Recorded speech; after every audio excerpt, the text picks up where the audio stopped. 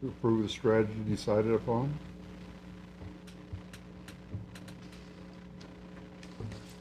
I will motion to approve the strategy decided upon. Is there a second? I'll second. Brooke? Ms. Turner? Aye. Mr. Hels? Aye. Ms. Martinez? Aye. Mr. Cox? Aye. Okay, the RDA of Murray City Board of Directors just met in a closed session to discuss the purchase of real property. We met in closed session to avoid disclosing the estimated value of property and to assure that the RDA can complete the transaction on the best possible terms. After discussion, the board approved having staff negotiate to enter into a complete the property transaction. All right, next on the agenda, project updates. Melinda. Okay, well, I will provide an update on several items. This is really exciting, just hot off the presses, but yesterday the Jesse Knight M Legacy Center did submit their plan to the state for their review on the materials management plan. So they've been working on that the last couple of months, and we've kind of been in limbo with them saying like we're about ready to submit it, but it actually was submitted yesterday on the 17th. So that's some great progress. We also received costs back through our Brownfields grant that paid for the cost assessment. So the cost analysis for cleanup on the Think Architecture site just south of the fire station. That's at 4868 South Box Elder Street. Depending on the methodology they use, those cleanup costs are estimated to be $120,000 to $180,000. So we will report that information back to Think Architecture and start working out the next steps of their development there on that site. The cell phone tower is still, we're still working away over there.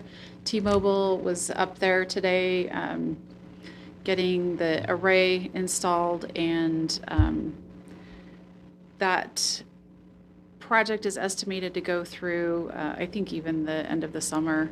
And the demolition of the existing tower, I think, will be at about the same time frame. So we're hoping by the end of the summer that project would be completed. But the biggest news that we wanted to share was that, and we had some initial discussions about trying to do a public open house with the Eadlin project at 48th and State Street. We were hoping to be ready to do that actually tomorrow, but timing just didn't work on our side. So we are now looking at holding a public open house to show that design to the community and the public next month in June. We have not solidified a date, but we'll release that date to the public as soon as we're comfortable that the project is ready to be unveiled to the public, and we'll have at least 2 weeks notice on that date prior. We are looking at either Wednesday, June 15th or Wednesday, June 23rd. Melinda, Yes. you'll take public comment at that time? Yeah. So what we envision happening, we would hold some type of an open house format, whether that's done in person or if we hold it through an electronic format. We're considering that as well. And we would again give the public a couple weeks notice of when that meeting would take place. Eadlin would come in and show the design to the public, kind of go over how they got to the end result of their concept design, and then hopefully be able to have some breakout rooms where a member of the development team could facilitate comments with those who are in attendance. And then we would have a period of time, or Eadlin would have a period of time where the public could then go back and look at the design that was presented and give any comments to them. So we think there would be about a 1 week period where Eadlin would be taking comments from any members of the public. And then we also plan on having an opportunity for the members of the public to comment to the RDA board. And that would come after that meeting. And so if we do move forward with having that public open house meeting in June, we would provide that opportunity with the RDA board in July and the public to comment on that. So hopefully the timing works out for June. I do think we're on target, but needed to have several things happen before we were able to proceed forward with that. So that's a really exciting step in the process and one that we are excited about. I know the developer is excited to be reaching some of these milestones, and so we'll look to being able to get that, kind of save the date out to the public as soon as we can, and plan on that meeting in June, and then some follow-up with the RDA board at the July meeting. So that's really all I had for project updates. It's not necessarily RDA related, but the Brownfields Coalition between Salt Lake County, Salt Lake City, and Murray City, we got confirmation of awarding or being awarded an additional $600,000. So that is great news for Murray City, for the RDA. We have used a lot of those Brownfields grant funding for projects that are located in our RDA project areas. So that's another good news moment that we had come out late last week. So any questions from anyone? Any questions for Melinda?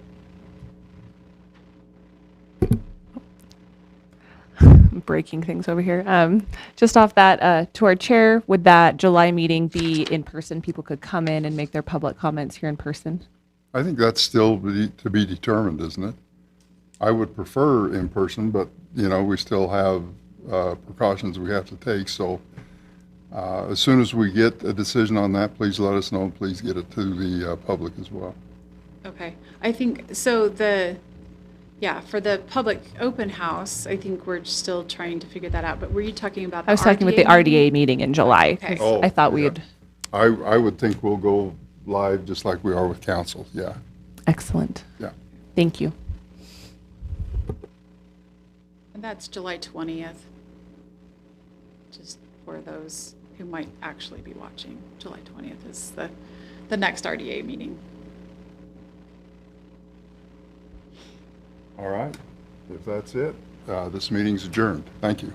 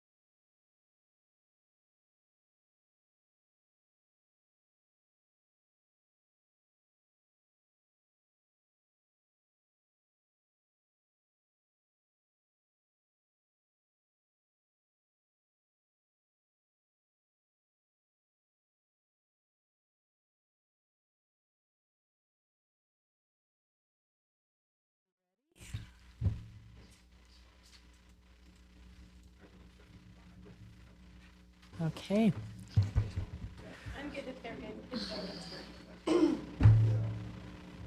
Welcome to the Murray City Municipal Council Committee of the Whole. And we have all committee members present except for Rosalba Domingo, who has been excused. Our first agenda item is approval of minutes. And there are two. Committee of the Whole for April 6th, 2021. Committee of the Whole for April 20th, 2021. Are there any changes or questions from the council? No. No. Okay, I would appreciate a motion. Can I take them together? Yes, Okay. that'd be great. All right. I'll move that we approve both Committee of the Whole of April 6th, 2021 and April 20th, 2021. Can I have a second? I'll second. All right. We have a motion and a second. Is there any discussion on the motion? Okay, seeing none. Then all in favor, say aye. Aye. Okay. All right, everyone's in favor. So we'll continue on to the discussion items. The first one is fiscal year 2020-2021 budget amendment, and Brenda Moore will be our presenter. Hi, Brenda. Hello. So thank you for having me here today to explain my budget opening. This one is the final one of the year. It's to clean up a few items that I actually missed when I did the budget originally, and they finally reared their ugly heads. So as I was going through, and then just a few things to make sure that we stay in compliance with the state code and with the audit at the end of the year. So we received more alcohol money than I normally budget. I budget what we've always received conservatively, so we got $7,605 more than that. So we're going to increase our revenue for that and adjust the equipment budget for the police officers if they determine that they're going to spend that this year. They usually use it for body cameras and or storage space. The big thing about cameras is they require a lot of space to store the images. So I'm also transferring, and this is something that I do just so you know, when we move items from personnel, budget items from personnel down to operations, so that you are aware that we are doing that. And I'm going to transfer $190,000 from the building division salaries down to the professional services for the building inspections. We had those open positions for quite a while. I think they've all since been filled, but we've had to use an outside service to do a lot of building inspections. So this should keep our budgets even between those two areas. And those are both in the same division, so I'm not moving money around departments or anything. The general fund, I'm going to increase our budget for our sales tax revenue by $137,850. As you know, our sales tax has definitely come in already above what we budgeted, because it did not decrease like we had anticipated with the closing of the stores in the pandemic. Oh, People that's shop awesome. from home. And given any indication by the mall parking lot, if they are actually purchasing things while they're in there, Yeah. we are back to, the fear was people were going to continue to shop 100% from home. Oh. That doesn't seem to be the case. So this $137,000, we're going to use to increase the police overtime budget so that they don't run low and can do their investigations as they need to. We're going to increase IT equipment budget from $22,000. They need some additional server space due to lack of backups and having enough space. We are starting with our new Munis system. We save a lot of PDFs in there.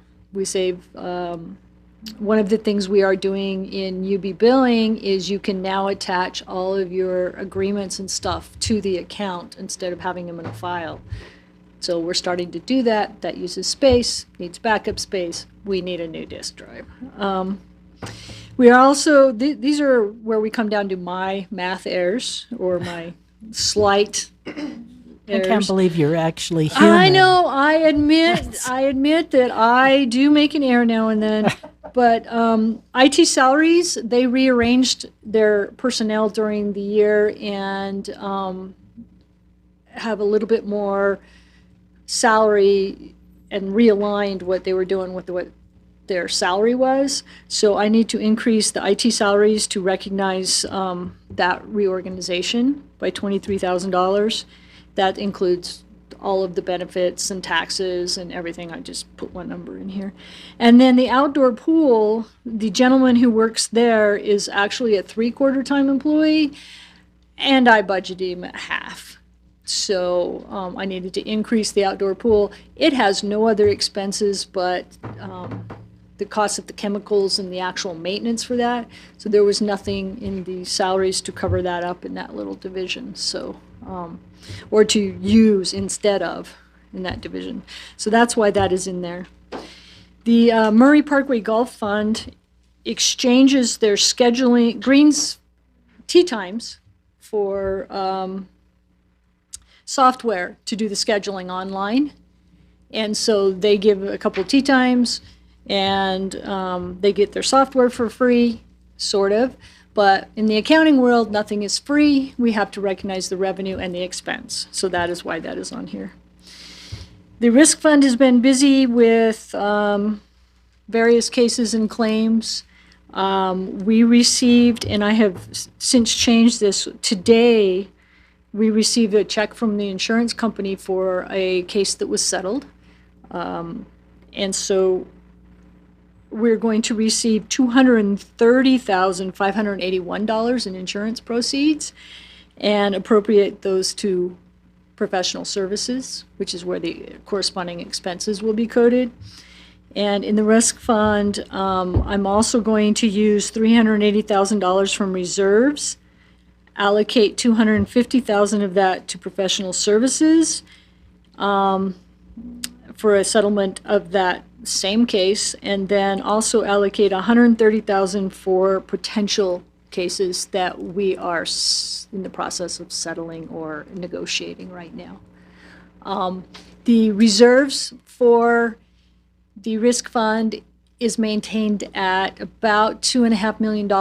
So this is, which is 1, 2, 3, 4, about 8 times our minimum, the $250,000, which is our portion of any case. So their reserves are perfectly capable of handling this kind of a use of their reserves. It will still leave them a good amount of reserves, and they will build them. They never spend everything we allocate, just like any other departments. So that is the budget opening that we're doing. Unless something drastic changes, it will come before you in 2 weeks, exactly like this, with that one change for the insurance amount of the insurance proceeds. All right. Any questions? Questions for Brenda? Okay, Brenda, thank you. Thank you. All right, continuing on, our next discussion item is discussion on the service area boundary adjustment between Murray and Taylorsville-Benyon Improvement District. Danny? Are you there? Good evening, Council. Well, there I'm you are. actually really glad that you're still allowing us to do this Zoom, because I'm in St. George with most of the water purveyors throughout the state talking about water. So, and also this evening, we've asked the general manager of Taylorsville-Benyon and also their engineer to be with us to answer any questions. And so going forward, I'll just give you a brief history of what we're doing. So this actually started back in 2007, so it goes back quite a ways. Originally, there was a housing development proposed for the corner of 1300 West and Winchester Street, and that would be the north west corner. of that intersection, and it ended up being, we told them that because it did not reside within our city, and if they wanted our services, they would need to annex into our city. And so at that point, they went through that annexation process, but none of the boundary changes were done at that time between us and Taylorsville-Benyon. Now we're going to fast forward a little bit to 2016. Another development was planned for the other corner, so the southwest corner of 1300 West and Winchester Street. That one was proposed, and we felt at the time we needed to model our water system just to see if we could actually maintain the correct water pressures for not only drinking water, but also for safety reasons, for fire hydrants and things like that. When we came back from our modeling, what we found out is that the city, without a significant investment down on Winchester Street, below the subdivision, we could not provide adequate service pressures to their taps or fire suppression services as well. So we felt at the time that it would be in the best interest of all the parties if we would reach out to Taylorsville-Benyon and talk to them about them providing that portion of the services. After talking with them, they ultimately agreed to that, and then that project moved forward. So that's what brings us here today, because one of the things that we wanted to do is we told them, yes, we would work with them to adjust their boundaries, but for one reason or another, that never did get accomplished. And so that's what we're doing today is Taylorsville-Benyon has reached out to me, reached out to the city and said, can we move forward with making these changes in our service boundaries? Now, I'm going to, if I can, share my screen so that you can have a idea of what we're talking about. It is in the packet that you have. I'm assuming that you can see that map. We can see it. Okay. Hey, Danny. Okay, so Danny, if I could pardon me. just to interrupt you for just a second. Now that you've got Sure. the map up there, you can see, for clarification, Danny did mention that it was the northwest and the southwest corners of the intersection, but it's really the northeast and southeast. So, Yeah, east, sorry. Hey, I'm down here in St. George, so I'm confused. Okay, so if you take a look at that map, you can see there's a white line that goes around it. That is the current city boundaries as they stand at this moment, and nothing will change. The only thing that changes is the service boundary. So currently, Taylorsville's boundary is where the yellow line is. That's the current boundary that they show for them. What needs to be done is the red and white line that goes through there. That would be the new boundary where Taylorsville-Benyon will need to, as part of what we're doing, is that line, it will be the new boundary. But again, nothing changes as far as the city boundary is concerned. So I just want to make that clear if there's any questions on that map. So did somebody have a question? Okay.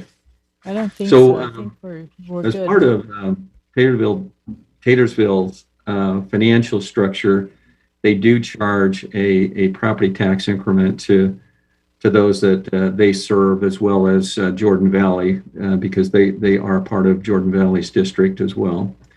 But Taylorsville Benyon provides both water and wastewater service, very similar to what Murray City does.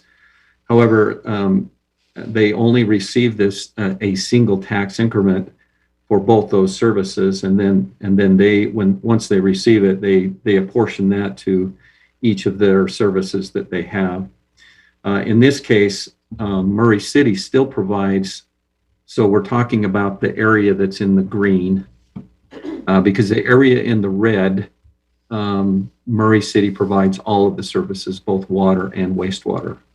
So hopefully that's clear. But in the green area, Murray provides the wastewater services, and Taylorsville Benyon provides the water. And so that's what we're talking about. And so so one of the things that in this case, these properties, Taylorsville Benyon has come up with a plan to appropriately treat that tax increment and how to make sure that our citizens are being treated appropriately. And so I've asked Mark Chalk, he's the general manager, to kind of explain to the council their plan to make sure that how that's going to work. So Mark, go ahead. Okay, thank you, Danny. I'm also joining you from down here in St. George, so hopefully I'm coming through okay.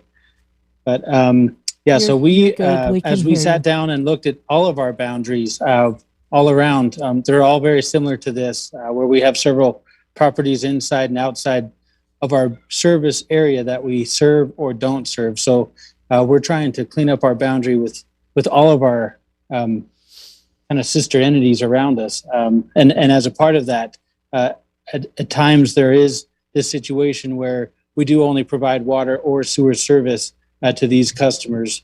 When that is the case, such as here, as Danny has mentioned here in the green area, what we would like to do is, as he mentioned, we only have one tax that we levy. And so we would take half of that tax and we would credit it back to those customers every year. So every year they'd be on the tax rolls of the district because they would be within our district boundaries.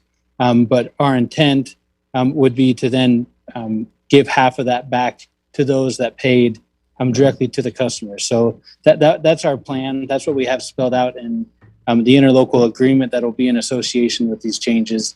And that would be our intent to do it that way. So are there any questions that the council has for Mark? Any questions? Nope. Good job, Mark. Okay, thank you very much.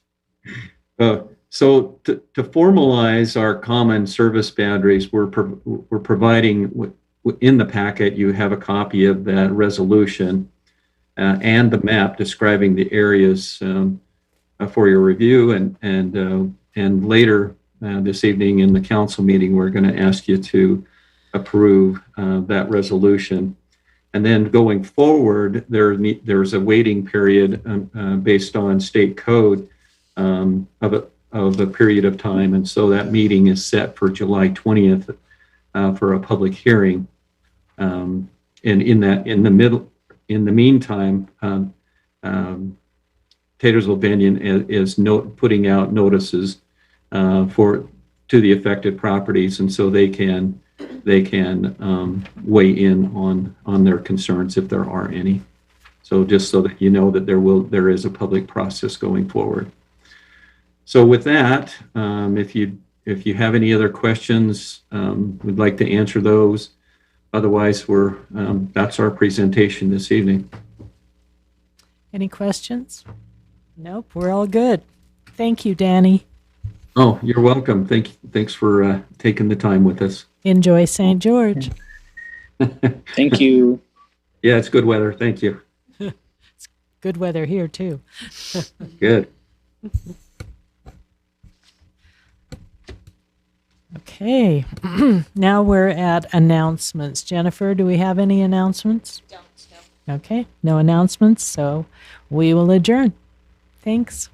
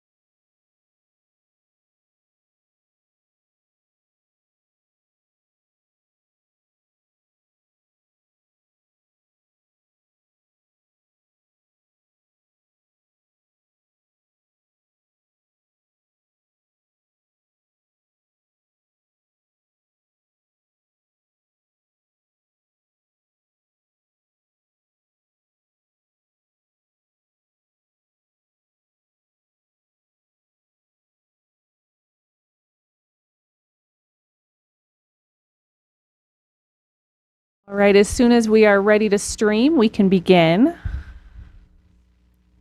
All right, welcome. Murray City Council meeting. Councilmember Dominguez has been excused for the evening.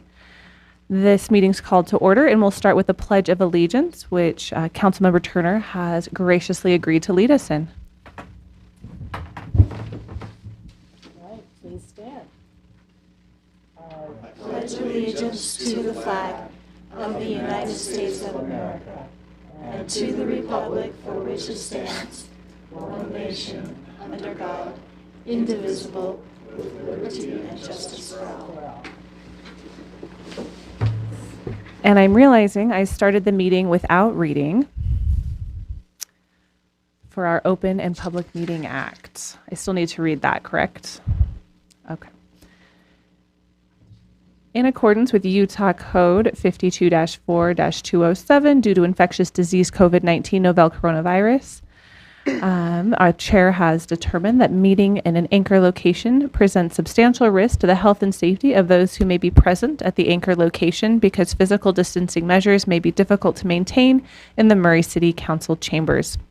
Federal, state, and local leaders have acknowledged the global pandemic. Salt Lake County Public Health Order 2020-15, dated October 26, 2020, recognizes that COVID-19 is a contagion that spreads from person to person and poses a continuing and immediate threat to the public health of Salt Lake County residents. It is my intent to safeguard the lives of Murray residents, business owners, employees, and elected officials by meeting remotely through electronic means without an anchor location. The public may view this via live stream on our website, www.murraycitylive.com, or on our Facebook page. Citizen comments or public hearing comments may be made live through the Zoom meeting process or read into the record by sending an email to city.council@murray.utah.gov. My apologies for skipping that before the pledge. All right. We will start with some, we have to go to the minutes. I was jumping straight to special recognition. I was very excited. We'll start with approval of the minutes. Is there any discussion or corrections? If there is none, I will take a motion. I'll move to approve the council meeting minutes for April 20th, 21. I'll second that.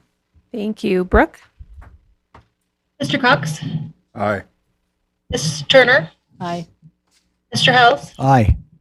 Ms. Martinez? Aye. All right. With our minutes approved, we can move on to special recognition. Excuse me. First, we have Murray City Council Employee of the Month, Ed Gulick, Inventory Control Specialist, and Brett Hales and Blaine Hackey are presenting. Thank you, Kat. We appreciate that. Ed, are you with us? How about Blaine? Both are here. Oh, you're both there. I'm here. There I am. There we go. There you go. You, Ben. There you are. There we see Ed now. Well, Ed, we're glad that you're here tonight with us, and grateful for your service as an employee with the Power Department. Ed has been with the Power Department for 13 years, and he's the Inventory Control Specialist. And Ed, we started this program many years ago, and we just love recognizing our employees, and grateful that Blaine recommended you, and we'll have a plaque that your name will go back here on the wall, and hopefully you got that $50 gift certificate. If you don't have that, we'll get that to you and your certificate. So on behalf of the council and all those that work with us, we're grateful for your service, and we're going to expect to hear from you. But before that, we'll turn the time over to Blaine. But thanks for all you do for Murray City, Ed. Thank you. Thanks, Brett. Thanks, council. Once again, we get the opportunity as a power department to bring a good employee in front of you. Excuse me, opportunity doesn't come around very often. So anyway, Ed, it's been 13 years, Ed, since you started, believe it or not, 2008. Ed, I believe, started at Yellow Freight, came over to us from Yellow Freight. And the reason why we recommend Ed is because he brings some stability to our warehouse at a time when we needed some stability with some movement of some people there. Ed has always offered to come in on overtime and help out with outages. He's always been very hardworking and willing. If you've ever been to our warehouse, you'll be greeted by Ed and his partner in crime, I guess you could say, is Brian Matern. And the two of them greet very professionally the people that come in. Now, our warehouse also fields materials for public works and parks and fire department and police department, mostly for our power people. But we see a lot of city employees go through that warehouse every day. And Ed seems to know them all. And Ed has been able to stay above city riffraff, city politics, city talk. As sometimes comes to play when a lot of employees get together, Ed has been able to stay above that, and I appreciate that. A little sidelight on Ed. When the pandemic hit back in March and April of last year, supplies were getting scarce, and I remember that Ed found a case of N95 respirator masks in the back of the warehouse. And it was a very coveted commodity at that time. And so we were able to share those with the first responders here in the city. And there for a while, I think Ed was a hero for a lot of the first responders. Ed's a delightful conversationalist. He talks sports with the city employees. He can talk about anything, actually, but he is pushed by sports. If you get to talk to Ed for a little while, you might catch a little bit of a jargon or tongue from back east. Ed's not a Utah, and just a little bit.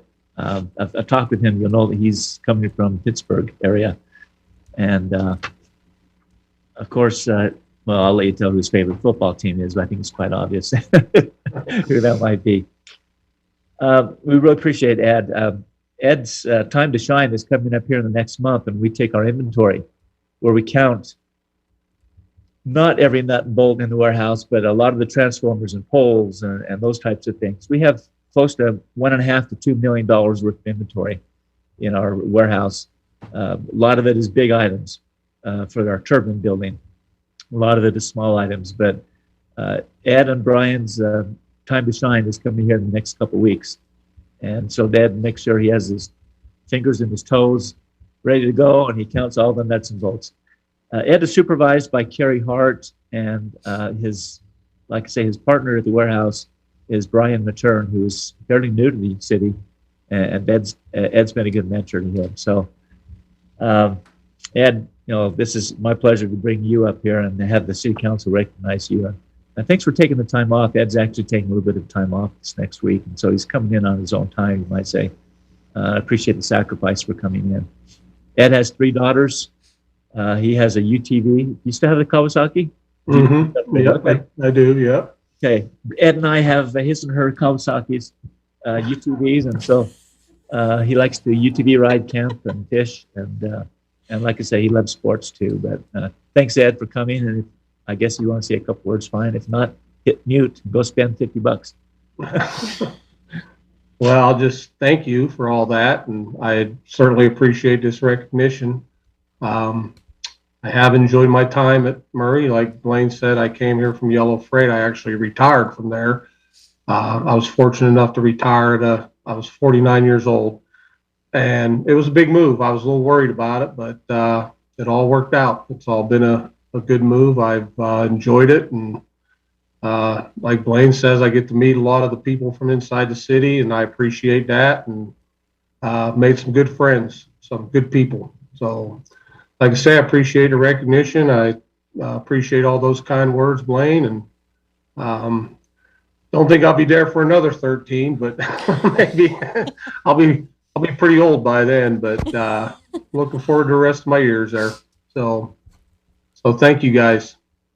Go Steelers, right? Yeah, that's yeah. I didn't even mention that when you said I was from Pittsburgh. If you come in the warehouse, you see there's some decoration in there. People see it when they come in. So some people like to come in and give me a rough time about it too, and that's okay. I enjoy it. So awesome. Congratulations. So thank you all. Ed. Appreciate that. Yeah, Thanks, congratulations, Ed, and thank you so much for your service. We really appreciate it. Thank you. All right. Well, it was nice to meet you, Ed, and thanks so much for being with us tonight and for everything you do.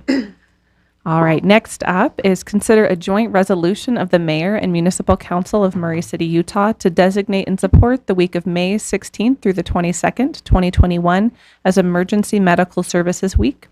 We have Mayor Camp, Chad Pascawa, and Dr. Adam Balls presenting. Okay, thank you. I'll read the resolution, and then we'll ask Assistant Chief Pasqua to talk further, if that's okay. This is a joint resolution of the Mayor and Municipal Council of Murray City, Utah to designate and support the week of May 16th through 22nd, 2021 as Emergency Medical Services Week.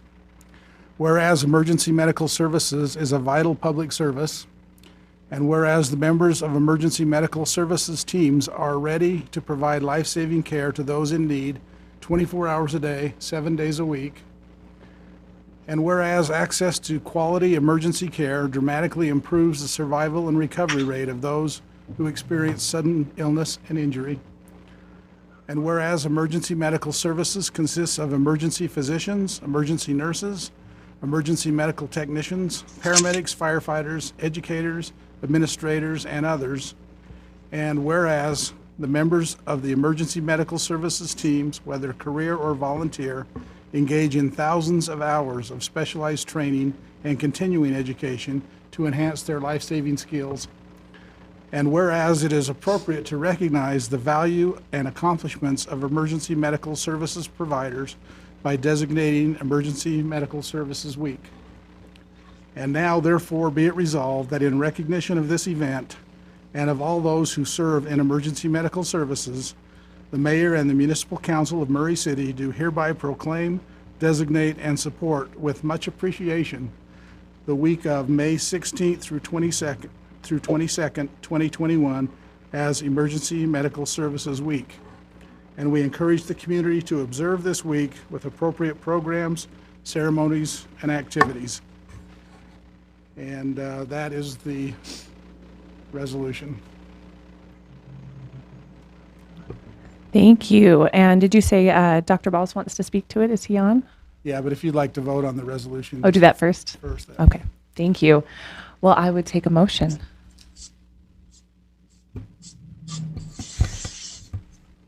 Okay, I will move to adopt the resolution of the Mayor and Municipal Council of Murray City, Utah to designate and support the week of May 16th through 22nd, 2021 as Emergency Medical Services Week.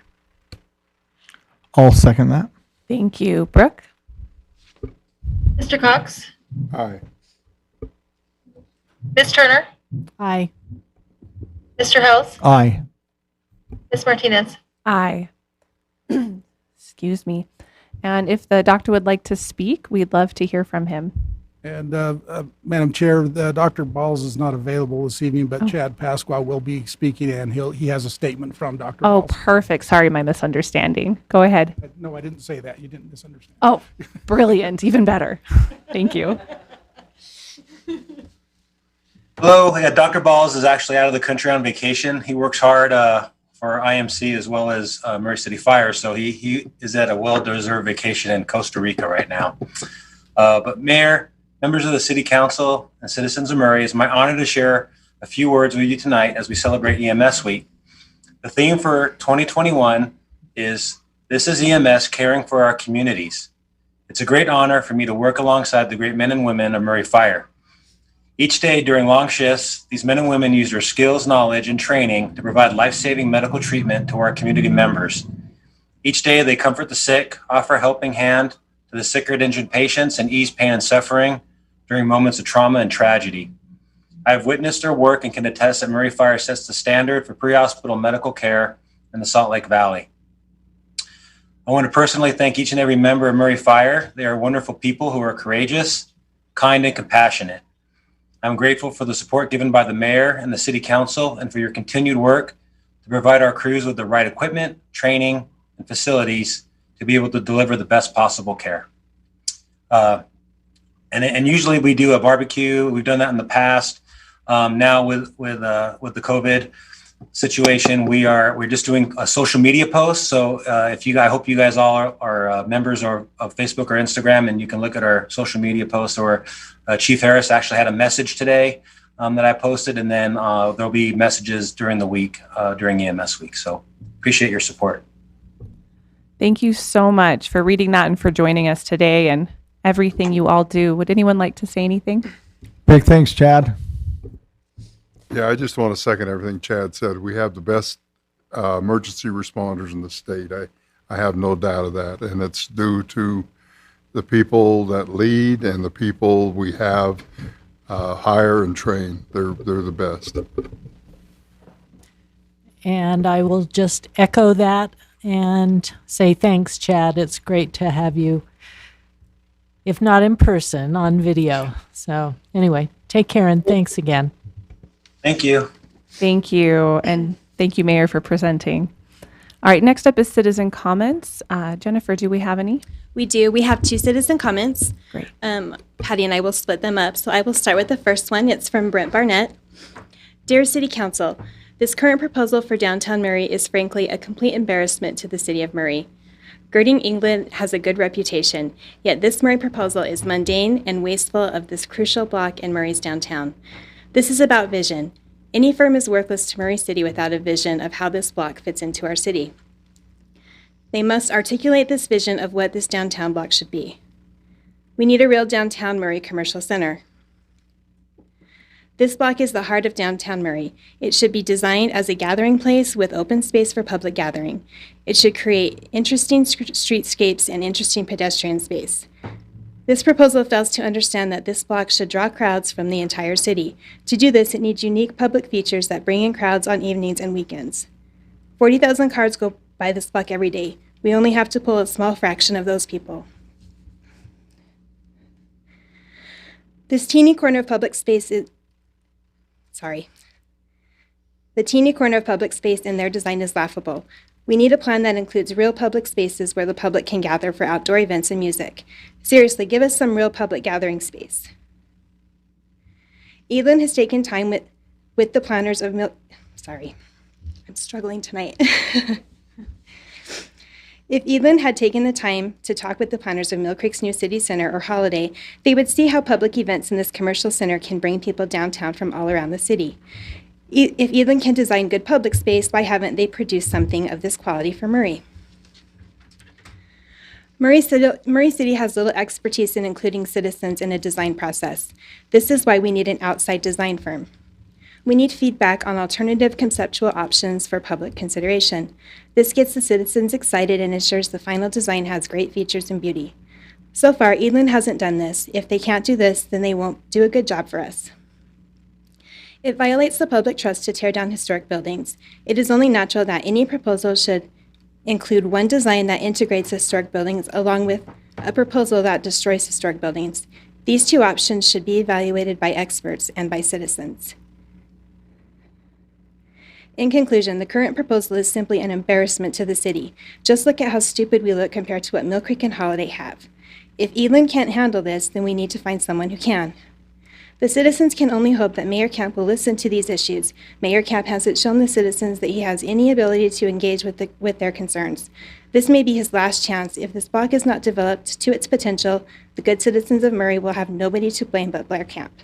Brent D. Barnett. And Patty will read the next one. Okay, this is from Beverly Kringle, and these are comments by Jenny Greenwood at the April 6, 2021 City Council meeting about school children's safety involving heavy traffic were of concern. Similarly, the push to make Vine Street into a highway will cause statistically certain accidents to occur. Children and parents from 3 schools and 2 churches, along with other pedestrians and bikers, will be greatly impacted since many vehicles already travel at 50 and 60 miles per hour. Only 3 crosswalks exist between 900 East and Highland Drive, Van Winkle, over 1.5 miles in length. Statistics show that recovery from accidents is greatly reduced in proportion to increasing speeds. They become fatal over 80% of the time at 40 miles per hour. under the FHWA Bicycle and Pedestrian Program, Section 1404 of the Safety Lou Safe Routes to School, was created for both the health and safety of school children. The statutory purposes for the Safe Routes to School program are: number one, to enable and encourage children, including those with disabilities, to walk and bicycle to school. Number two, to make bicycling and walking to school a safer and more appealing transportation alternative, thereby encouraging a healthy and active lifestyle from an early age. And number three, to facilitate the planning, development, and implementation of projects and activities that will improve safety and reduce traffic, fuel consumption, and air pollution in the vicinity of the schools. The revised plans to make Vine Street into a highway will both thwart and undermine all the purposes of the Safe Routes to School program, as well as the NEPA, the National Environmental Protection Act, which requires citizens' involvement. Because the Vine Street widening project will necessarily affect air and noise and have significant impact on travel patterns, the categorical inclusion 23 CFR 771 and 117 claimed is not applicable. During the same meeting on April 6, 2021, Arbor Day was discussed along with Murray City's Tree City USA designations and the request for citizens to support efforts to protect our trees and our woodlands. Pedestrians and bikers using Vine Street are being told that we must exchange many trees and greenery and the shade and oxygen they produce for both concrete with 7-foot wide sidewalks and asphalt with a middle turn lane. With I-215 on the south and Van Winkle Expressway on the north, the need for a highway in between is non-existent. This recent redesign needs to be changed with citizen input. That's it. Thank you. All right, there are no items on the consent agenda or the public hearings, so we'll move on to business items.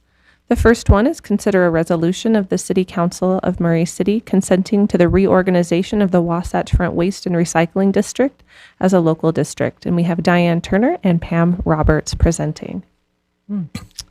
Thank you. We discussed this last month in our committee of the whole, and what this will do is formalize our support, and it makes sense that we support this in terms of kind of making things a little easier for Woodford and in kind of streamlining the information, just everything they do. So anyway, Pam Roberts, who is the executive director of Woodford, is here. So if anyone would like to ask her questions, or we have attached also the resolution that has been recommended. So anyway, Pam's here. If you'd like to say anything, Pam, otherwise you certainly don't have to. I guess you can't.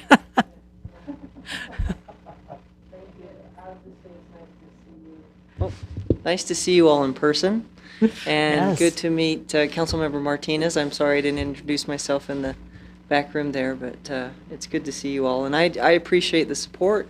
Murray City will be the final city township that will be adopting the resolution. Then we move on to Salt Lake County, who is basically, I think, supportive, but I think Board Member Bradley, Jim Bradley, has said that, who's also the council member, he supports it, and Yeah. he anticipates it will happen in the summer. So thank you. If any Yes. questions for me, I appreciate it. But And Pam, thank you. You do such a great job as executive director with Woodford. It's really great serving on the board with you. So anyway, are there any questions for Pam or for me? Just a big thanks for all you do for us, Pam. You're a great supporter of ours. You always say we're a great supporter of yours, and you are a great supporter of Murray City, so thank you. you're welcome. Thank you. Well, if there's no questions or discussion, I'll take a motion. I'll make the motion. I would like to make a motion to adopt the resolution of the City Council of Murray City consenting to the reorganization of the Wasatch Front Waste and Recycling District as a local district. I'll second. All right, Brooke? Mr. Cox? Aye. Ms. Turner? Aye. Mr. Hales? Aye. Ms. Martinez? Aye. All right, thank you. And thanks for joining us. It's good to see you. All right, our next item is consider a resolution adopting the city's tentative budget as amended for the fiscal year beginning July 2021 and ending June 2022, and scheduling a hearing to receive public comment before the final budget is adopted. And Brenda Moore is presenting. So thank you. I'll just kind of do just a quick summary of what has happened so far. The mayor presented his tentative budget. We had our hearings or our discussions with the council, and I have made the few changes that you had requested. The budget has been up for citizen review since Sunday. It got posted on Sunday on our website, so any of the citizens who would choose to could go out and look at it between now and the public hearing date, which will be set for June 1st, 2021. So some of the highlights of this budget is it does include a cost of living increase of 3% for our employees, funds our health insurance increases. It has lots of infrastructure projects for both the enterprise funds and the streets and capital projects fund to continue the trying to keep up with and maintain all of our different systems within the city. For the enterprise funds, it proposes no new, we have rate increases that are happening that have been previously instituted, but we are not proposing any new ones in this particular budget. They are, all of the enterprise funds are looking very good and are self-sustaining as they should be. For the general fund, I think we've striked a pretty even balance of making sure that we're providing the city citizens with the services that they have come to expect over the years. And we are not proposing any new property tax increases. We are proposing to use reserves to balance this budget. These reserves were created during the pandemic, mostly from receipt of CARES funds, which we were able to, for fiscal year 21, we will increase our reserves. In fiscal year 22, we will use that increase to fund the next year's budget. So that is what's before you, just to approve the tentative budget. The public hearing will be on June 1st, and then the adoption with any changes that may be made will be on June 15th. Any questions? No questions? Any discussion? All right. Thank you, Brenda. Then I would take a motion. I'll move that we adopt the resolution for the city's tentative budget as amended for the fiscal year beginning July 1st, 2021 and ending June 30th, 2022, and scheduling a hearing to receive public comment before the final budget is adopted. I'll second. All right, Brooke? Mr. Cox? Aye. Ms. Turner? Aye. Mr. Hales? Aye. Ms. Martinez? Aye. All right, thank you. Next up, consider a joint resolution of the Taylorsville-Benyon Improvement District and of Murray City Municipal Council declaring an intent to adjust their common service area boundary. And Danny, are you with us? I am back with you. Wonderful. Thank you. So as a follow-up to our conversation in the Committee of the Whole, what you have before you is a resolution between Taylorsville, Benyon, and Murray City declaring our intent to adjust those boundaries. And I would be glad to offer or to answer any questions. The general manager, again, of Taylorsville, Benyon, and his engineer are on standby as well if there's any questions that you have.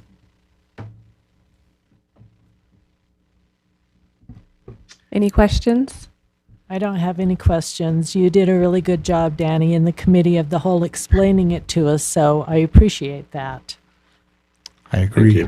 All right. Yes, thank you for the presentation and explanation in committee of the whole. And just my favorite part of the resolution is the part in bold, that this does not change the borders of Murray and Taylorsville, that it's purely for utilities. So Utility, yes, just that's saying correct. it in this meeting too, just for fun.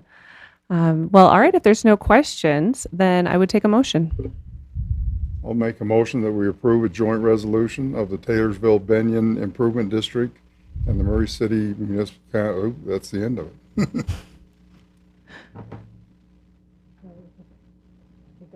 Oh, it does. Murray City Municipal Council declaring the intent to adjust the common service area boundary. I'll second that. Thank you. Brooke? Mr. Cox? Aye. Ms. Turner? Aye. Mr. House? Aye. Ms. Martinez? Aye. Thank you. And thank you, Danny, for staying on with us again. Okay, thank you.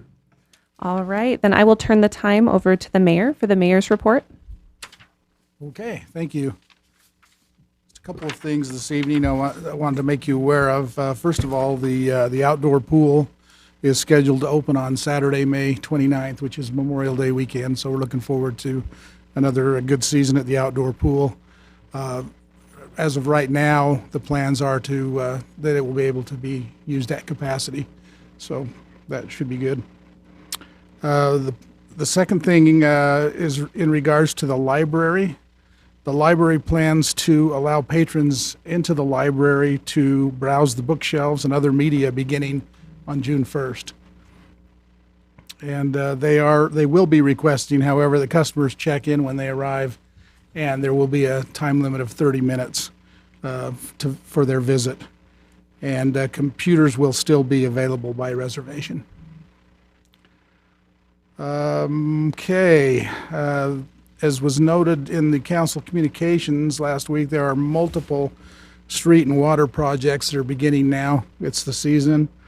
The public can stay up to date on projects by subscribing to the city's e-newsletter and or following the Public Works Department Facebook page. Also wanted to let the council know that there is a vacancy on the Parks and Recreation Advisory Board representing District 4. So if you know someone who you know that resides in District 4 that would like to serve or has interest in serving on the Parks and Recreation Advisory Board, if you could please have them contact the Parks office.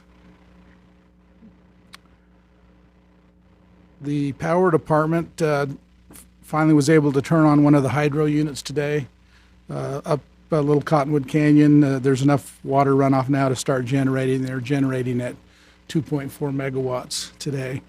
So that's just with one generator. And then finally, I just wanted to mention in the RDA meeting today earlier, you heard Melinda Greenwood mention the timing of the cell tower. And that was a little bit different than what we had passed on to you a couple of weeks ago in council communications. We got some bad information and unfortunately passed it on to you. It was a little, well, okay, it was a lot more optimistic than what is really happening. So the cell tower, the current cell tower won't be down in May as we had initially reported. It'll be looking more like August. So we'll keep you up to date on that. I know. Are there any questions I can answer? Other than darn again, that's too bad. How frustrating. But also, I think I have someone for the Parks and Rec Board. So Oh, good. Okay. Yeah. good. Came at a good time, actually. So thank you. Great. All right, no other questions? Okay, thank you, Mayor. you. And with that, we are adjourned. Thank you and have a great night.